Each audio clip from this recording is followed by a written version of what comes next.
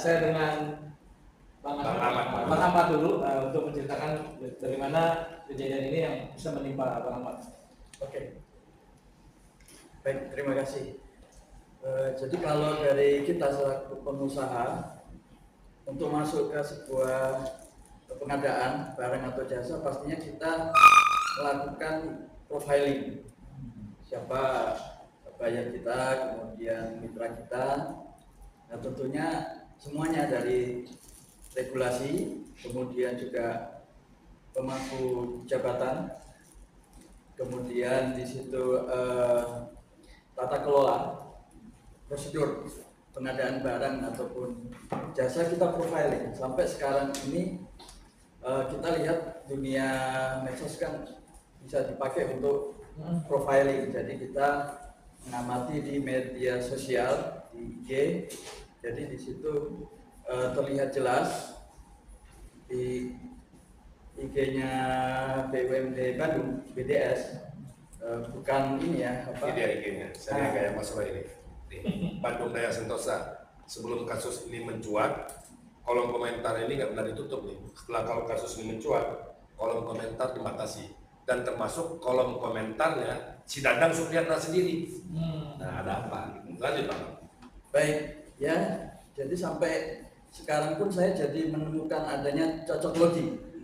Cocok logi. Itu BDS BUMD-nya Dadang Supriyatna. Kepanjangannya itu, panjangnya. Oh, panjangan dari itu.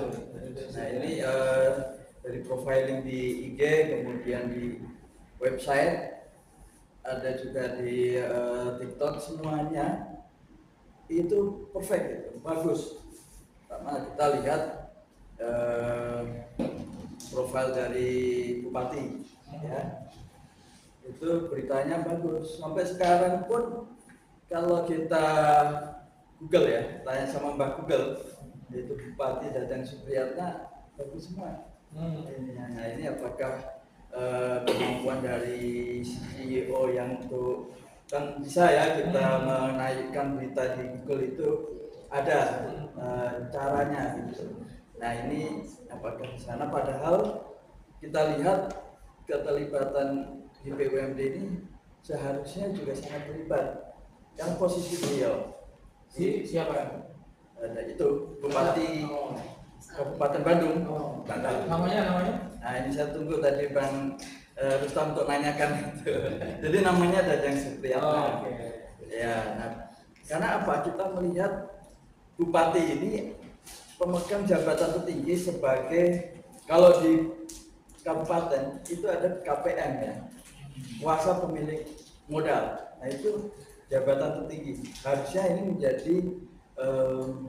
menjadi dasar utama bahwa di sini ada andil besar Bupati Bandung. Itu kita jadikan majuan. Nah, kembali ke profil tadi, jadi di website kita sudah melihat semua profilnya Bupati, kemudian juga profilnya direktur, dirutnya. Kita melihat di IG itu ada penghargaan CEO terbaik. Nah, semua orang pasti ini melihat kalau kita dikasih sesuatu yang wow itu kan ini tertarik gitu ya. Oh, bagus. Ini baru pemanasan, nanti dagingnya itu dipadet, itu daging semua. Daging tak bertulang ya? Ya, kalau ini baru kulitnya. Itu. Kita melihat CEO itu ya, BUMD, BDS. Jadi dari berita-berita yang award, kemudian ditampilkan, kemudian ada penyerahannya juga didokumentasikan. Jadi kita waktu itu yakin bahwa bagus. Ini kita checklist. Oke. Nah, kemudian juga dari BUMD sendiri ini kan kalau kita lihat secara hierarki dari BUMD, kemudian Kabupaten Bandung, kemudian ini juga didukung sama regulasi yang ada di provinsi di situ. Di kabupaten. Ya, Perda. bedanya sebenarnya kalau kita lihat dari presiden ada juga Ya, karena PP 24 PP peraturan menteri. yang mendukung itu ada kalau kita bisa melihat di sana, terutama juga pembinaan BUMD itu sebenarnya ada di ranahnya pusat atau presiden. Nah ini kalau ini tidak diselesaikan, artinya harusnya ada itu sampai ke sana, selain kabupaten, provinsi dan juga di presiden.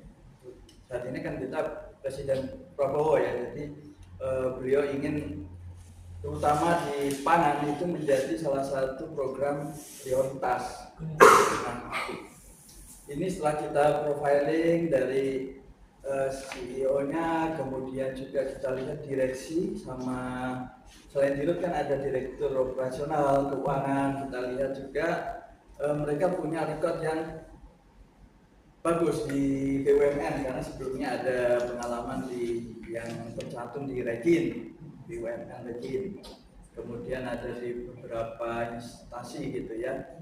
Nama-nama itu cukup dikenal. Tetapi kita untuk yang sekarang ini kita melihat ternyata kebiasaan di BUMN ini yang kita tahu lah seluk-beluknya itu ada ya seperti kayak BUMN Karya kan sebelumnya banyak korban juga itu sampai puluhan ratusan M gitu. BUMN seperti ini dikopas gitu ke BUMD, saya khawatirkan seperti itu. Tapi kalau kita lihat kami jadi korban ya ke arah ke sana, dikopas, copy paste atau ATM, amati, tiru, modifikasi, sedikit modifikasi sesuaikan dengan kondisi di kabupaten. Ada juga yang ATP, amati, tiru, plek, kondisi-kondisi untuk mempan dananya rakyat. Gitu. Nah, kami ini merasa, ya bukan merasa lagi, memang menjadi dapat, kemudian korban, dan merasakan sesuatu dampak ini luar biasa, bukan hanya kami sendiri yang muncul ya. Kita ada karyawan di situ. Maka teman-teman kita korban juga ada karyawan yang menggantungkan hidupnya, ada ratusan. Karyawan ini juga punya keluarga. Kemudian di samping itu keberlangsungan perusahaan. Perusahaan ini namanya pengusaha, saya yakin semuanya itu jatuh bangun. Gak ada yang namanya pengusaha itu lurus terus. Jadi saya sendiri tambal sulam. Di sana gagal, ini bagus, harapannya untuk memperbaiki yang gagal. Karena pengusaha itu selain untuk memberikan manfaat kepada masyarakat juga harus memikirkan juga keberlangsungan usahanya. Nah, untuk profiling tadi kita cukup waktu itu oke nih, bisa dilanjut. Dan setelah profiling ke personal, kita juga profiling secara pedoman pengadaan. Pedoman pengadaan ini ada beberapa regulasi yang itu kami anggap cukup kuat. Itu ada PP, kemudian ada peraturan bupati juga terkait BUMD, dan juga ada peraturan lain terkait dengan pembentukan BUMD. Ini kita yakin untuk bisa membantu Kabupaten Bandung karena seperti yang Jenderal Faisal sampaikan, kita itu punya niat baik untuk membantu Kabupaten Bandung apa yang dibutuhkan dalam hal ini di pangan. Dan kita juga punya jiwa hubul waton. Hubul waton ini bahasa Arab kalau kita artikan itu kan kecintaan kepada tanah air. Seperti ini ada dilakukan di teman-teman Nahdlatul Ulama. Itu sedikit pertanyaan dari saya, itu kira-kira menurut Pak Ahmad itu uangnya itu dilarikan kemana? Apakah sama seperti Pak Faisal atau ada menduga yang lain? Ya, kita melihat dari timeline-nya, waktu pengadaan, kemudian kita kan melakukan pembelian, yang menjual ke BUMD. Nah, di situ timeline-nya saat itu kita sempat di awal memang kalau kami ya dibayar. Nah, sempat kepikiran waktu itu ada pilkada, waktu pilkada ya. Wah, jangan-jangan ini dipakai ke sana. Karena semua partai politik ataupun politisi itu di masa-masa pilkada atau pemilihan umum itu kan bukan rahasia umum lagi ya, itu mengumpulkan ya, butuh amunisi, mengumpulkan semua daya upaya untuk mensukseskan pilkada. Kami menduga dana kita ke pilkada juga di sana, karena setelah itu dalam masa pilkada dan setelahnya kita nggak ada pembayaran lagi. Kecuali kita melihat mitra kita murni swasta, kita akan melihat kepentingan lainnya. Ini di sini adalah pemerintah politik. Nah, ini nggak terlepas dari kepentingan politik.